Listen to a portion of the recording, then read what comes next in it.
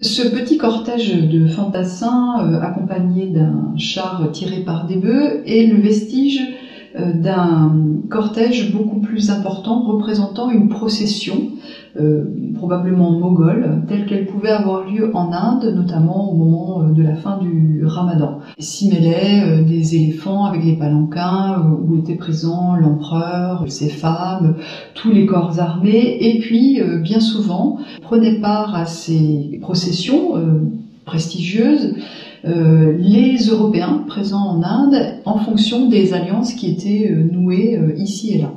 Le char, finement sculpté, est tiré par deux bœufs. Ce sont les biseaux, les bœufs indiens, que l'on reconnaît à la bosse qu'ils ont à l'encolure, ainsi qu'au large fanon sous cette encolure. Autour d'eux prennent place deux vachers qui portent des fouets, et les 5 personnages armés sont des cipayes. On les reconnaît à leur longue tunique qui descend jusqu'au talon, à leur ceinture, dans laquelle figure un poignard. Là, ils le tiennent à la main et ils sont armés ici d'un bouclier. Les cipayes représentent le corps armé indigène que les Européens ont utilisé dans leurs différentes guerres en Inde.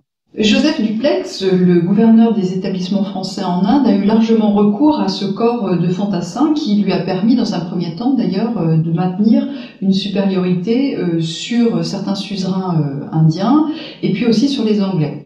Robert Clive, l'ennemi juré de Dupleix, le chef militaire des troupes anglaises, à son tour aura recours aux cipayes, ce corps armé indigène, et c'est à la tête de ces armées qu'il arrivera à défaire les Français.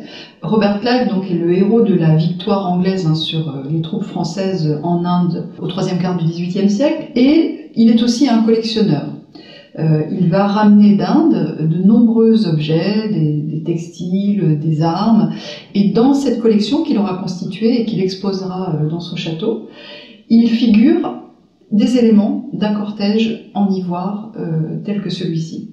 Et probablement que ces éléments lui rappelaient Murshidabad, la capitale du Bengale, où il a régné comme un nabab, puisque ces petits mobiliers étaient créés dans ce lieu, à Murshidabad.